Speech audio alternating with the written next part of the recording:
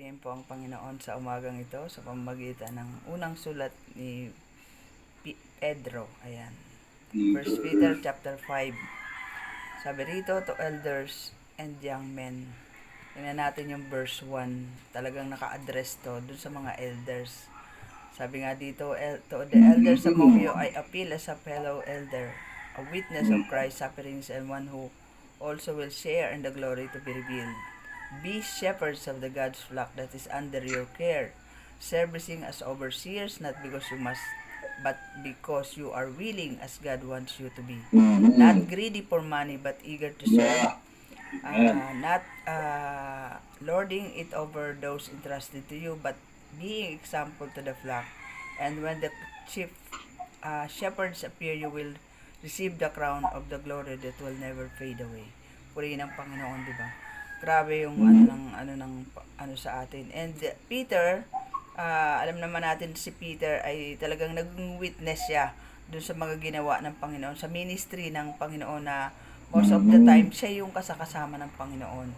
At ayun, kaya lahat ng sufferings, lahat ng mga yung grabing dinanas ng Panginoon, even doon sa ministry pa lang, 'di ba, yung mga persecution na ginagawa ng mga Sadducees and Pharisees at yung iba pang hindi naniniwala sa Panginoong Hesus, ay na-witness lahat yun ni Peter. Kaya nga sabi niya rito,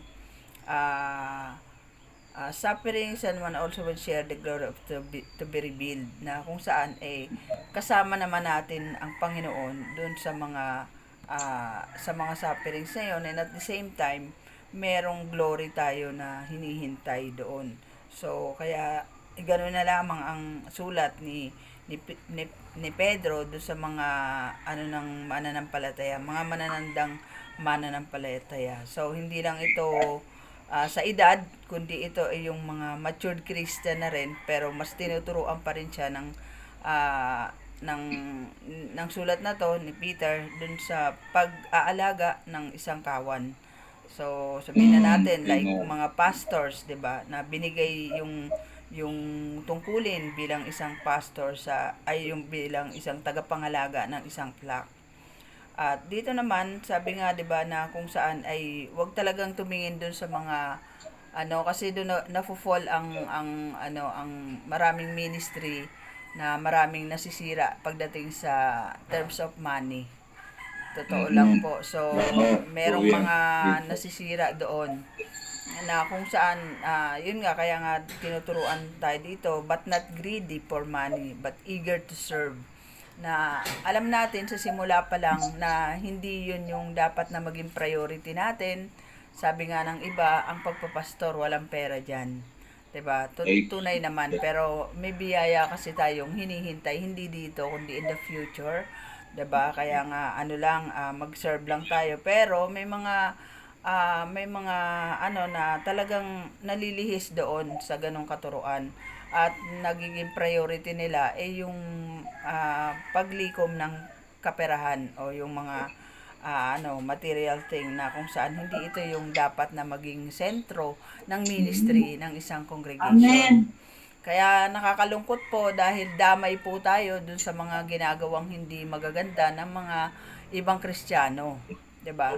So ang ginagawa nila, generalize na. Opo, totoo po 'yan. Bakit po? Kasi po nakatingin sa atin ang mundo, nakatingin sa atin yung mga tao, 'di ba po, na isa lang ang gumawa, or kokonti lang ang gumawa ng ganun, pero yung dagok nun sa lahat ng mga Kristiyano. Kasi hindi naiintindihan yon ng mga ibang tao din. Mahirap mahirap ipaliwanag sa kanila. Kaya like pag binanggit yung pastor na nagkaroon ng problema, 'di ba? Kasama po tayo doon. Kasama tayo sa tinutuligsa ng mga tao. Ay, ganyan pala yung mga Kristiyano, ganyan pala yung mga born again, ganyan pala yung mga 'di ba? So kasama po tayo doon. Kaya napakahalaga ng itinuturo po sa atin ng Bible, na talagang wag maging greed sa money. At yung iba dinadaan pa sa kooperatiba. Sige, may mga alam ako, hindi ko nababanggitin po, pero alam ko po yun, na sasabihin nila yung mga tithes natin ay dadaan natin ng kooperatiba, para naman meron meron kayong makukuha na maliit lang ang tubo, pero pera din nila yon, pera din ng tao yon, pero patutubuan, 'di ba? So harap-harapan na panloloko. Sino mga gumagawa nun? Mga Kristiyano, mga Christian by name lang, 'di ba? Hindi sila tunay na Kristiyano. Pero 'yun ang ginagamit nila. Kaya nga napakahirap po para sa atin ang ganong pangyayari na damay-damay na tayo doon. Bakit? Kasi nga tinitingnan yung mga taong ito na nakapaligid sa atin, especially those na hindi follower of Christ, ibang Christ yung kanilang sinasamba. Ang Christ ng mundong ito, yung kanilang sinasamba, hindi naman si Jesus Christ na sinasabi ng scripture, napakahirap para sa kanila ipaliwanag yun. Kasi tinitingnan nga ng mga taong ito ang pamumuhay ng isang Kristiyano. At bilang isang Kristiyano, binibigyan din tayo ng Bible, tinuturuan tayo ng Bible upang tayo, paano ba tayo mamuhay na hindi tayo kasama o kagaya ng mga mga taong yon. Kaya lang, eto nga ang nangyayari. Si Satan talaga gusto niya i-destroy ang church.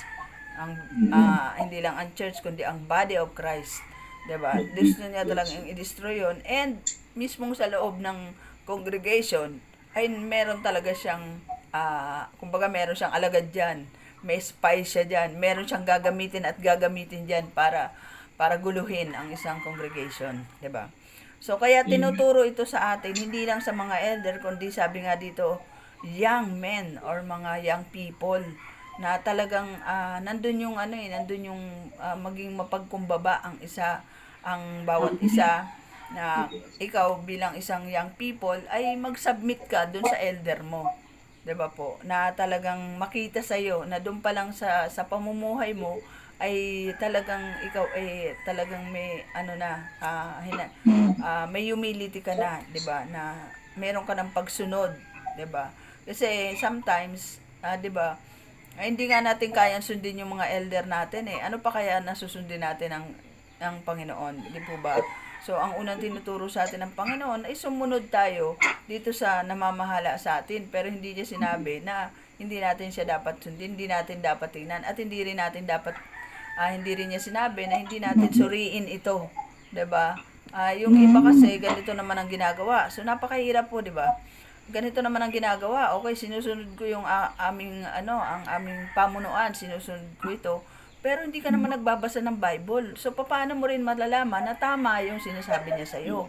Di po ba? So, napaka-importante yun. Na talagang hindi lang yung pagsunod mo sa mga tao na ibinigay sa'yo, na may authority, kundi ikaw din mismo, kailangan mong magbasahin ang Bible para malaman mo kung paano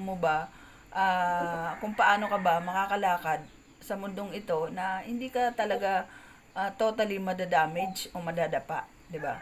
Kaya nga dito, sabi nga dito sa God opposes the proud but gives grace to the humble. Napaka-importante nito, hindi lang sa mga young men, hindi lang sa mga kundi sa lahat, 'di ba? Na be humble, kahit na nga may position ka na, be humble pa din, 'di ba? Hindi ka nandiyan sa ministry na 'yan after ka doon sa position mo. Hindi 'yun eh. Hindi dapat 'yun ang maging nasa puso ng isang manlilingkod, kundi ilagay mo 'yan sarili mo diyan to serve God, to worship God, to glorify God, and be humble yourself to God. At 'yun ang pinakaano doon, na talagang ito yung sabi nga dito eh.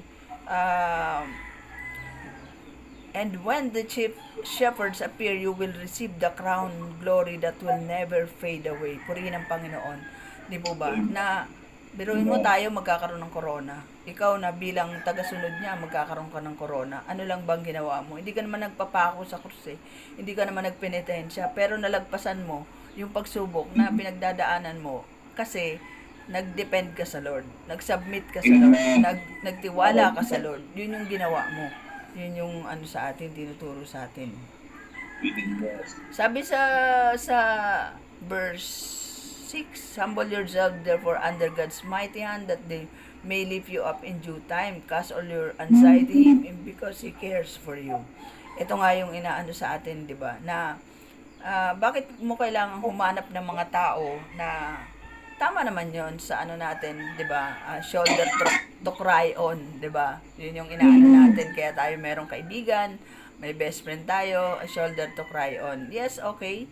But sabi nga dito, cast all your anxiety on Him because He cares for you. Unahin natin ang Panginoon. Sa Kanya muna tayo mag-submit. 'Di ba? Na ito yung mga i-ano natin sa Kanya, kung ano man yung mga problema natin, kung ano ba yung mga dalahin natin sa ating buhay, unahin natin ang Panginoon, kasi ibigay natin to sa Panginoon, kasi sabi nga natin sa ano, na kung saan ay magmukmok ka ng magmukmok dyan, mag-iiyak ka ng mag-iiyak dyan maghapon, wala kang magagawa do sa problema mo. Pero kung ibibigay mo yan sa Panginoon, tsak yan, ano ka ng comfort. Okay, iyak mo, kasi ako ganun din ginagawa ko, iniiyak ko sa Panginoon yon. Pero after that, comfort na ako, parang iba yung mararamdaman mo. Kasi binigay mo nga sa Panginoon yun. And sabi naman din sa 8, be self-controlled and alert you. Your enemy, the devil, prowls around you like a roaring lion, looking for someone to devour. Resist him, standing firm in the faith, because you know that your brothers throughout the world are undergoing the same kind of sufferings. Ito kasi yung tinuturo sa atin ng Panginoon, the put on the full armor of God. Ito yung sinasabi dun sa sulat ni Paul na magagawa lang nating maging maging handa dito sa ating kaaway kung suot natin yung full armor of God. Kaya nga your enemy, the devil, prowls around you. Tunay yan. 24/7 yan. Di yan natutulog kasi naghahanap yan ng pagkakataon para silain ka. Nakaabang lang yan. Halimbawa, nang hina ka, nagkaroon ka ng problema, na-down ka na, sasalakay na sa iyan. So, kailangan talaga laging put on the full armor of God. Yun yung natin sa Panginoon. In our faith, sabi rito, resist Him, standing firm in the faith, because you know that your brothers throughout the world are undergoing the same kind of sufferings. Huwag mo sabihin na ikaw lang ganyan. Huwag mo sabihin na bakit ako lang ganito, bakit ako lang nagdudusa ng ganito. Mabait naman ako, Kristiyano naman ako. Hindi totoo yun. Hindi ganun yun. Walang ganun. Kumbaga, lahat tayo dumadaan doon. Depende nga lang yun sa kakayanan natin. Yung ko naunawaan yun kasi dati nga sabi ko nga, 'di ba? Bakit yung iba ganun ang pinagdadaanan, bakit ako ganito? Pero yun naintindihan ko at pinaintindi sa akin ng Panginoon yun, na depende yun, 'di ba? Hindi, kaya nga sabi, hindi bibigay sa atin yung pagsubok na yun kung hindi natin kaya kaya nasa sa iyo yan kasi kaya mo yan. Kaya nga kapag ibinigay sa iyo yan, ibig sabihin ng Panginoon, kaya mo yan, kaya ibinigay sa iyo ng Panginoon yan. Kasi ang Panginoon ang nakakaalam ng ating puso, siya ang nakakaalam ng ating buong katauhan, ang ating kakayanan, ang Panginoon na nakakaalam niyan. Kaya talagang pag ibinigay sa atin, kaya to nitong anak ko, kaya na to. Kaya ganito, 'di ba? Even Job, 'di ba? Kaya ni Job paglabanan lahat ng 'yun Lahat ng nangyari sa kanya. Alam ng Panginoon 'yun. Alam niya na tapat to sa akin. Alam mo, kahit na anong gawin mo diyan, nakipag-deal pa siya kay Satan, 'di po ba? Dahil alam kasi ng Panginoon. So ganun din sa atin. Kaya salamat sa Panginoon dahil nga sa pagpapaunawa niya na kaya pala, 'di ba? Iba-iba tayo ng pinagdadaanan kasi depende 'yun sa kakayanan natin. Na ito yung kakayanan natin, 'di ba? At huwag kang mainggit dahil lahat 'yan, 'di ba? Huwag tayo mainggit dahil sabi nga, 'di ba? All throughout the world, 'di ba? The same kind of sufferings na minsan nakikita nga natin mas matindi pa pala yung pinagdadaanan niya. Mas matindi pa pala yung problema niya kaysa sa akin. Di ba po? Sometimes ganun tayo, na akala natin tayo na nakakapag self-pity pa tayo, akala natin, eto na, binagsakan ka na pero pag nakita mo narinig mo yung mga testimony ng iba, nakita mo yung mga kanilang pamumuhay, kaya nga po, sometimes pag lumalabas ako, nakikita ko po kung gaano yung mga taong nasa kalsada, tinitingnan ko po isa-isa yan na kung saan paano po tayo tinuturuan ng Bible. So, tinitingnan ko po isa-isa talaga doon na nakikita ko na ito yung mga tao na talagang ang mga tao, 'di ba? Iba-iba ng kinalalagayan. And ako na rin po nagsasabi sa sarili ko kasi dati hindi ko rin po maunawaan bakit may mga taong ganito, bakit meron silang ganun, nasa ganun silang kalagayan, bakit nila kailangang kumain ng mga panis, bakit nila kailangang tumira sa kalsada, 'di ba? Pero ngayon, it's because para ma-reveal ang God's power sa buhay nila, para makilala nila ang Panginoon. And ang Panginoon din naman ang sa kanila, magli-lift up sa kanila. Makilala lang nila ang Panginoon. Katulad nga nung sinabi doon ng Panginoong Jesus, 'di ba? Sino ang nagkasala sa kanilang mga magulang dahil may bulag, 'di ba? Pero ano ang sabi ng Panginoon? Wala, 'di ba? Ayun ay nangyari dahil upang mahayag ang kapangyarihan ng Panginoon. Kaya yung mga bagay-bagay na ito naunawaan natin. Kaya nga sabi ko, salamat Lord dahil pinaunawa mo to. Na kaya merong ganitong sitwasyon, may ibang kalagayan, may ibang mga putol ang kamay, merong mga talagang nagdurusa ng ganito, merong nasa kalsada, merong pero kaya nga kinalulugdan ng Panginoon yung mahihirap, 'di ba? Kasi yun yung na sa pamamagitan nila, nare-reveal ang kapangyarihan ng Panginoon. Bakit po? Kasi yun nga sabi ko nga nung pandemic, 'di ba? Ang dami nangalat sa kalsada ng mga wala sa matinong pag-iisip. Hindi sila naka-face mask, hindi sila kumakain ng husto, marumi sila, nakahiga lang sila sa kalsada. Samantalang ang daming natatakot, takot na, ang dami ng supplement, ang dami ng vaccine, nagpa-booster pa, takot na takot pa rin. Diba po? At namatay. Bakit? Namatay sila dahil sa nervyos. Hindi naman dun sa virus. Bakit bakit kiniklaim na bakit kiniklaim na sila ng virus? Yun ang sinasabi ng doktor eh. I-claim mo na ilagay mo diyan na namatay siya dahil ito. Bakit? May makukuha kasi sila. So ang daming na hindi naman 'yan ang totoo. 'Di ba? Kaya nga, Lord, kung kaya nga po nung sinabi nilang, ba't ka nagpa-vaccine? Protection mo yan. Mismong pastor pa nagsabi sa akin. Sabi ko, Jesus Christ is my protector. Di po ba? Na sa pamamagitan niya nahahayag ang kapangyarihan niya sa atin. Di ba? Kung makikita ng tao yun, na yung mga tao na yun, pinababayaan ba ng Lord yun? Hindi dahil na nasa kalsada sila, ay pinababayaan sila ng Panginoon. Hindi totoo yun. Kasi, hindi nga sila nagkakasakit eh. Wala nga silang cancer eh. Pero nabubuhay sila. Marumi sila. Wala silang vitamin, wala silang supplement. Nilalagnat ba sila? Hindi. Bakit? Inaalagaan sila ng Panginoon. Sa pamamagitan ng kapangyarihan ng Panginoon, nare-reveal yung kapangyarihan ng Panginoon doon sa mga taong yun. Kaya kung makikita lang sana ng tao yun, kung mauunawaan lang sana nila ang sinasabi ng Panginoon sa Bible, pupurihin nila ang Panginoon talaga. Sobra. Hallelujah, talaga, Kaya talaga po, napakahalaga po talaga ng binili niya eh. Basahin ang banal na aklat. Kasi, grabe yung binibigay niya sa atin, yung nire-reveal niya sa atin, di ba? Kaya nga, di ba, yung sinasabi niya sa Jeremiah 33, di ba? Yes, na talagang i-reveal yung hindi pa natin nauunawaan. Ay sasabihin niya sa atin, 'di ba? And God, sabi dito sa 10, and God of all grace, who called you to His eternal glory in Christ, after you have suffered a little while, will Himself restore you and make you strong, firm, and steadfast. To Him to the power forever and ever. Kaya nga po, sabi ko nga sa Lord, even though maraming pinagdaanan, pero alam ko, Lord, i-restore mo din po ako at in due time. Alam kong may tinuturo ka pa sa akin ngayon, kaya sa bawat isa sa atin. Kaya okay lang, move on lang, di ba? And lang sa atin sa Panginoon, kasi meron tayong hinihintay na kaya nga sabi dito, suffered a little while.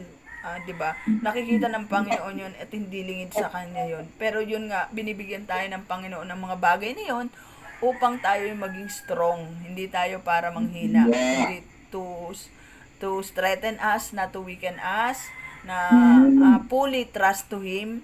Meron tayong sovereign God na sa kataas-taasan. Kaya nga, sorry po dun sa naging response ko dun sa GC, kasi parang kailangan mo bang i-bother yung sarili mo doon sa mga ganong balita, 'di ba? And